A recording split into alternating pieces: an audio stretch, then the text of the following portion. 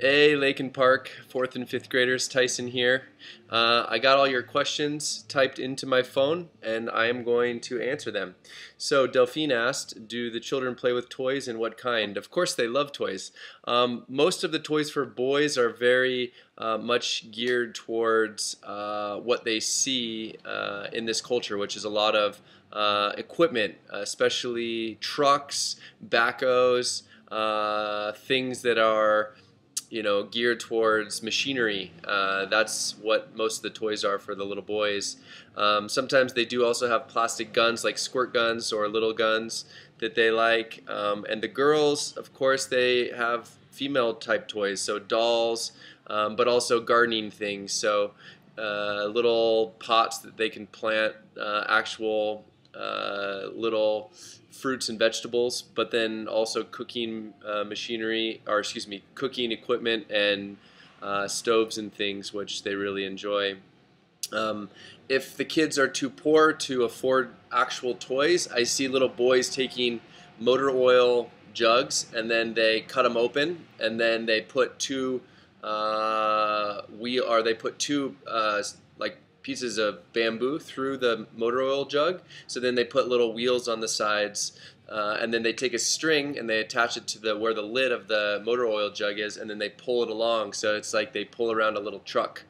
So that's what I see happening a lot in the more poor communities where they cannot afford actually buying toys. Let's see here. Harriet asked, "What do people eat in Laos?" People in Laos eat, for the most part, from the time that they are babies, they love sticky rice. So it's white rice, but they cook it in a way that makes it kind of clump up into balls. So you peel off a piece of sticky rice out of a sticky rice basket, which is what it's served in, and then you crumple it up in your hand, and then you dip it in some soup or into some meat or vegetables.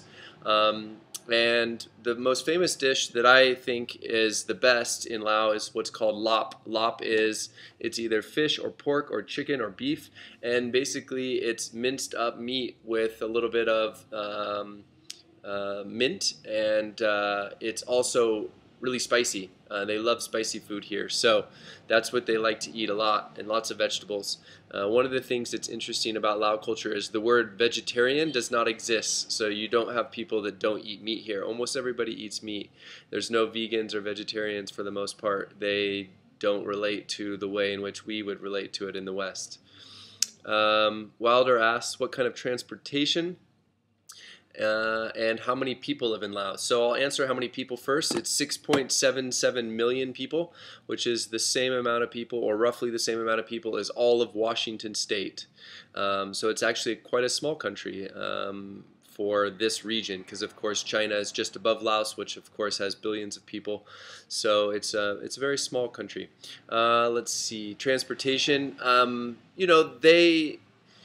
They use trucks and cars like most cultures do, but they also have tractors that they go on, and the tractors pull lots of people, like a whole family, and they go very very slow. And they use those tractors as well to farm rice in their rice paddies. So that's what you see.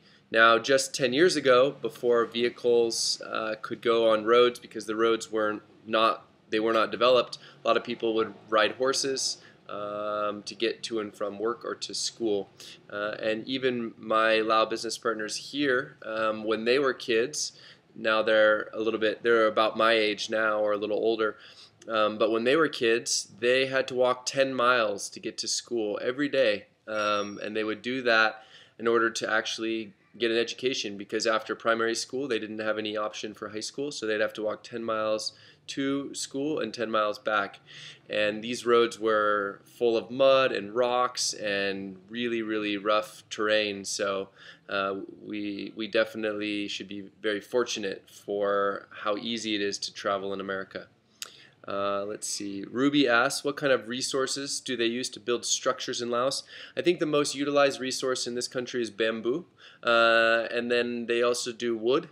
So they cut trees and make that into lumber, which is in some cases an unfortunate thing because they're cutting down the beautiful natural jungles and forests, and they are There's companies that are profiting massively from this trade, and so there's a lot of people trying to protect the forests so that they don't just cut them all down in the jungle. Beyond the bamboo and natural wood, they also use cement and concrete, and that's what most Lao people prefer, is to use cement because it lasts longer. It doesn't rot in the raining season when it rains a lot. So yeah, those are the different types of structures. Rolholm asks, what countries does Laos trade with? So they trade with all of their neighboring countries, which are Vietnam, Myanmar, Thailand, Cambodia, and China. But we actually also send coffee to Japan, America, Germany, France, Singapore, and a number of other countries too that I'm probably just not aware of. So Lao does, they do trade with quite a few different partners. There's actually a thing that's coming up soon called the ASEAN, ASEAN, and the ASEAN program is basically going to create free trade within 10 countries in this region, and so that will open up a lot of trade relationships, and it will allow for the people that live in this part of the world to be able to travel, similar to in Europe, where you basically have the European Union, where you can move in between all of those countries very easily, and you can trade with them very easily. So that's what's happening here in Southeast Asia in the nearest future. Reese asked, what do people build other than buildings? So I could go into a lot of different things here, but I would say that some of the interesting things are animal pens, temples. It's a Buddhist culture, so they like to make lots of Buddhist temples and things. They also have monuments, dams. They build a lot of dams, which they get electro power from. And in my village, actually, there's a tourist company that has put in a zip line, which is very, very fun. I've done it 3 times now, and you get to zip all the way through the jungle and experience flying like a monkey. It's quite fun. Now, of course, monkeys don't fly, I realize, but you feel like a monkey because you're basically going from big tree to big tree, just back and forth across the valley, and it's really, really a fun experience. Max asks, what are the main things that they mine? So I'll speak into this in a lot of different ways. The main things are gold, silver, diamonds, limestone, coal, and copper, but they also mine bauxite. And bauxite, for those that don't know, that's the type of metal that goes into building cell phones, like the iPhone or like any other phones. Unfortunately, some of the companies that are doing the mining, they're Australian companies and Chinese companies and Vietnamese companies. They are not doing it in a very sustainable way. It takes a lot of chemicals to extract these minerals from the soil, and often when that happens, it creates runoff where the water comes and washes all of those chemicals down into the rivers, and that ends up polluting the people's water sources, and many Lao people have become sick because of the mining. So those are some of the things that they mine, and it definitely has caused some issues in this country. So thank you guys so much for asking all of those wonderful questions, and I'm very excited to start on the water well here this next week. So thank you guys again so much for doing a wonderful job with your readathon and raising money for these children here that don't have access to clean water at school and don't have access to water for their toilets. So hope you guys had a wonderful weekend, and we'll see you soon. Okay, bye-bye.